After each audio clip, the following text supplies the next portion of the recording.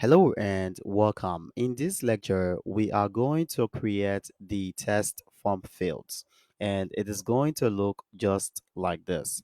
First, we need a test which is going to say email.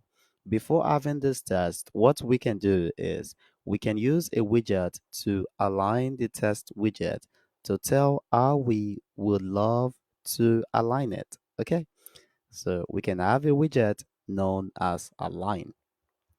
And within the align widget, there is a property known as alignment. And we can say alignment dot top left. Okay, now within the align widget, there is a property known as child. And we want to have a test widget. And the data, it is going to say email. And we can go ahead and style this, and we will also give this a nice font. So we can go ahead and say Google Fonts, then dot get font, and it is asking for the font family, and this is going to be N, capital N, then U N I T O, then Sans. Okay, use Ctrl and S to save, and waiting for this. Okay, we got that over there. And what we can also do is we can give this a font weight, and we can say font weight, but we don't want this to be very bold, so we can tell how bold we want it to be, and we can say W600. And also we can give some letter spacing of 0.2. Audio comma and use Ctrl and S to save. Okay, we got that over there. And what we need next is the test form field. Okay, and right after this, add your comma. And in order to grab input from the user, there is a property known as test form field. And within the test form field, there is a property known as decoration. And this will take in a property again known as input decoration. And use Ctrl and S to save first in order to see this. And waiting for this. Okay, we got this over there. And within the input decoration, there is a property known as fill color, and we want to set it to colors dot white. And you won't be able to see it that much anymore. Okay. Okay, wait for this. And in order for this fill color to work, there is a property known as filled, and we have to set it to true. Now use Ctrl and S to save, and let's see. Or to start. Okay, do not worry. And within the input decoration, there is a property known as border, and we can say outline, outline input, outline, sorry, outline input border. And we basically want to give it a border radius, and we can give this a border radius dot circular to make it a bit round of 9. Okay, use Ctrl and S to save. And also within the input decoration, there is a property known as focus border, and we can set it to null by saying input border dot null. And also there is a property known as enable border, and we can set it to null also by saying input border dot input enable border, enable border, and input border dot null. Okay, and use Ctrl and S to save to see. and waiting for this. Okay. Okay, we can't really see it again because we set the fill color to be colors.white and the filled to true. And that is why we are not longer seeing it. And also because there is no focus border anymore. Remember when we clicked on it, we were able to see the border, but we just removed it by saying focus border and we set it to null. Okay, sorry for that. And what we want to do next is within the input decoration, there is a property known as label test. And for the label test, we can then say enter your, let's see what test we have over there. And it says enter your email, enter your email. Okay. And we can go ahead and style this label test. To style it, there is a property known as label style. And this can take in the Google font because we want to give it a font, then dot get font again. And it is asking for the family, and this is going to be NUNIT, then Sans. Okay, and also we can give this a font size.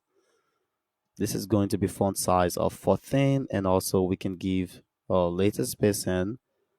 This time around, we can say 0.1. Okay, we don't want it to be very obvious. And use Ctrl S to save, and let's see. Okay, great. We got that over there. And within the input decoration, there is a property known as preface icon. And we want to have this email icon over there. So we can go ahead and say image, then dot assets. And the location is assets slash icons.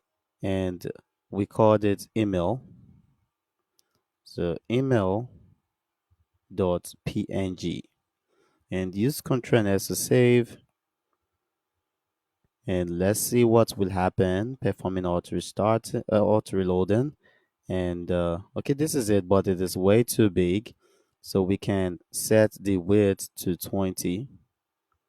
And let's see. Okay, we can also set the height to 20. And let's see. Waiting for this. Or 3. Okay, and we can wrap this. Okay, let's see. Nothing much. And we can wrap this with a pattern to give some space at all the sides. And we can give this a pattern of 10. Okay, use Ctrl S to save now, and we should see some change. Okay, great. And I think this is quite cool. And let's see what we need to do next. Let's see. Okay, and okay, that should be all for the email and password. Sorry, for the email. And we can go ahead and replicate this. We can copy this, and before pasting, add your comma. And first, we want to have a widget known as size boss. And the reason for this size boss is because we want to give a space between this test form field and the next test form field we will have. And we want to give this space vertically. So this is going to be height, and we can say height of 20. And then we can paste this. And this is going to be enter your password. And for the this is not going to be email, but this is going to be password. Okay, use Ctrl S to save, and let's see what we will get. Okay, we got that over there. And what we need next is the hi icon over here. Okay, to do this, within the within the input decoration, there is a property. First, add your comma to know where it ends, and the input decoration ends over here. So within it, there is a property known as surface icon, and we can go ahead and have an icon widget, and this is going to be icons dot visibility, icons dot visibility.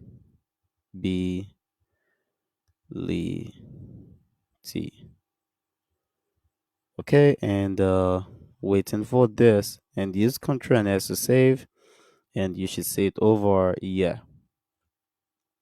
Okay, great. Now we really cannot see the test form field that much. So what we can do is we can change the background color of the scaffold.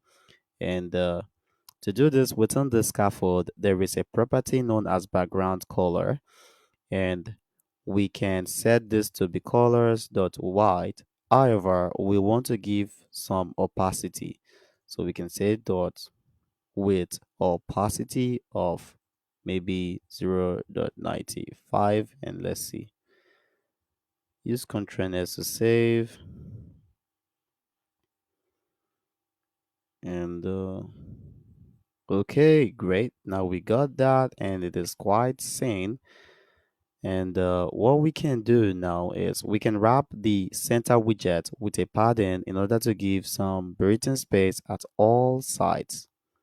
So basically, we are wrapping the center with a padding, and within the center, we have the column, meaning we are giving space in all the properties we have. Use Ctrl S to save, and you should see some breathing space over here. Okay, seems good. And we can also get rid of this debug banner. To get rid of that, we have to go to the main.dat file, and within the material app, there is a property known as debug show checked mode banner, and we can set this to false. And since we just changed something in the main.dot, we need to give this a hot restart, and you won't see that anymore. Okay, great.